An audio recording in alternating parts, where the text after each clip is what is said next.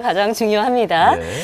자, 이어지는 순서는 신가족 기획인데요. 그 누구보다도 간절한 새해 소원을 갖고 계시는 분을 만나보셨다고요? 네, 그렇습니다. 어느 날 갑자기 손자와 손녀를 키우게 됐다는 한 시어머니가 계신데요. 그런데 더 큰 문제는 따로 있다고 합니다. 한 어머니의 간절한 새해 소망을 듣고 왔습니다. 하루도 눈물이 그칠 날이 없는 집.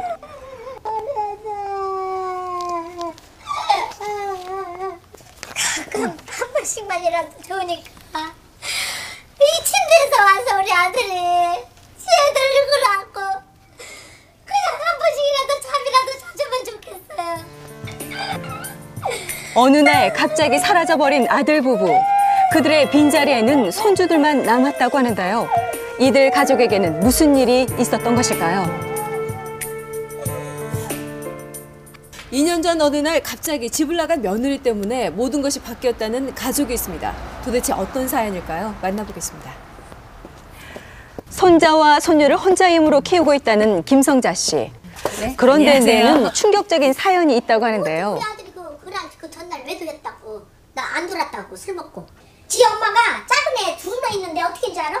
죽어 발로 이렇게 뒷발로 두 번을 배를 차면서 아이들에게 화풀이를 했다는 며느리. 하지만 문제는 그 후에 일어났습니다. 도망가서 며느리가 그 전에 여기 보일러실 밑에 지하가 있어요. 거기다가 여행용 가방 큰 거 있죠. 거기다가 지 겨울 옷 같은 거 사달라고 그래서 그런 거 사준 거 다 싸놓은지는 몰랐지요. 계획을 세운 거지 이제. 그렇게 두 아이들만 남겨둔 채 호련히 사라져버렸다는데요. 며느리가 떠난 후 남겨진 아이들에게서 충격적인 이야기를 들었습니다.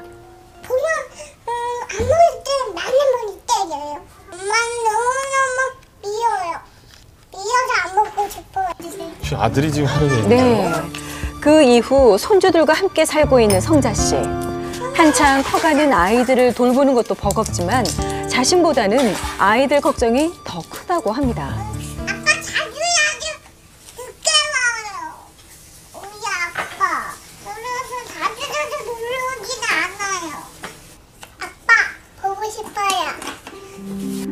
엄마와는 달리 아빠에 대한 그리움이 유난히도 깊어 보이는 남매. 사실 현재 아이들에게는 아빠의 자리도 비어 있습니다. 상에서 전화를 해봤더니 회사에서 얘를 찾더라고. 집이 아예 안 오는 거예요. 집이 추석에도 전날이라도 와서 회사가 쉬니까 와서 자고 애들 오고 추석을 보내야 되잖아요. 안 와요. 며느리가 나간 지 얼마 되지 않아 사라졌다는 아들. 지금은 목소리를 듣는 것조차 쉽지 않다고 합니다. 애는 기다리더라고 자꾸. 이제 이만큼 잠은 오겠다. 이만큼 잠은 오겠다. 아빠가 오겠다 그러더라고요. 그러면 애들이 그 실망을 하면 그 충격이 얼마나 큰 줄 알아요, 애들은. 아이들에게는 하루아침에 엄마 아빠가 사라진 상황. 진짜 우리 애들 너무 불쌍해요. 진짜 두 애들이 한 번 어디 놀이공원 한 번도 못 가고 어디 가서 진짜 뭐 하나 주고 400일 사람도 없고.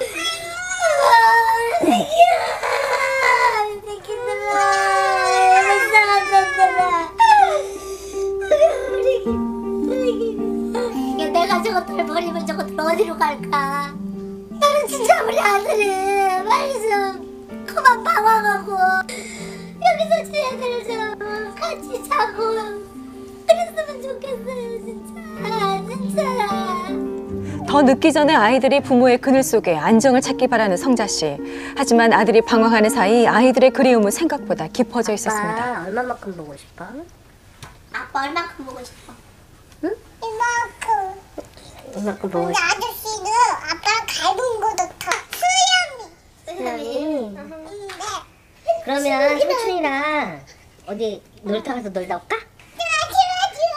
좋아. 너무 좋아하죠. 한겨울 영하의 날씨도 잊은 채 즐거운 한때를 보내고 있는 남매. 하지만 그것도 오래가지 못했는데요. 다른 가족의 모습을 부러운 듯 쳐다보는 아이들. 부모의 빈자리가 생각보다 큰 듯 했습니다.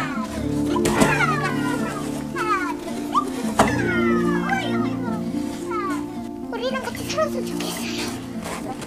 맞아, 아빠가 모두 사주고. 아이들의 기다림은 오늘도 계속됐습니다.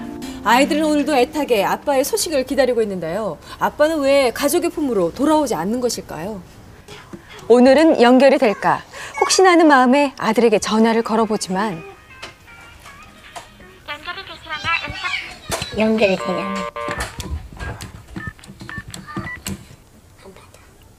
안 받더라고. 아니 지금 어디 미쳐 있어 이 자식이 지금. 그런데 그때 새로운 이야기를 조심스럽게 꺼내는 성자 씨. 지 각시 나간 것을 내 탓을 하더래요 또. 내가 얼마만큼 고생을 해서 얼마만큼 이렇게 했는데 우리 애기 아빠도 알고 우리 딸도 알고 우리 시집식구들이 다 아는 일인데 응? 그러면 혹시 아들이 오해를 하고 있는 건 아닐까? 하지만 성자 씨 입장에서는 며느리를 이해하기 힘들었다고 합니다. 야 좀 일어나서 밥 좀 해라. 나 일찍 나가야 된다. 오늘은 일찍 좀 가야 된다. 내가 그러면은 인상을 딱 쓰더라고. 아침에 역시나 그러더라고요. 제가 설거지 할 테니까 그냥 두세요라고 이렇게 말 한마디만 해도 내가 진짜 없던 것도 내가 갖다 왔다 주겠더라고. 근데 너무 인정도 없고. 지금 무엇보다 아들과의 대화가 간절한 성자 씨. 최근 옮겼다는 아들의 회사를 수소문 끝에 찾아가 봤습니다. 안 하시 오늘 안 계신 건 아니면 없어요. 저 회사를 네. 얼마 전에 그만두셨어요. 아, 그만두셨어요? 네. 언제쯤 그만두셨어요? 지난달. 아, 지난달에요?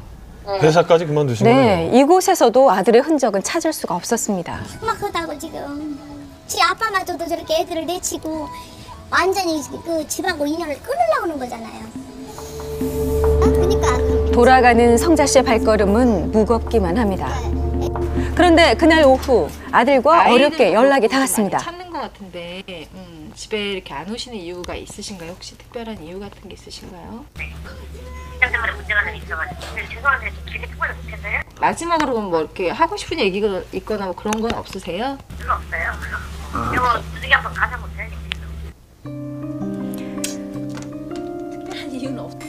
아이들에 대해 별다른 걱정을 하지 않는 듯한 아들. 아빠를 만나지 못했다는 상실감에 아이들이 또 상처를 받진 않을지 걱정이었는데요. 부모의 빈자리를 느끼며 지내온 아이들 과연 괜찮은 걸까요? 전문가의 상담을 받아보기로 했습니다. 그런데 그림에서도 보여지는 아이의 마음. 엄마랑 아빠랑 멀리 계시니까 네 마음이 어때? 늘 담담해 보이던 아이, 결국 울음을 터뜨리고 맙니다.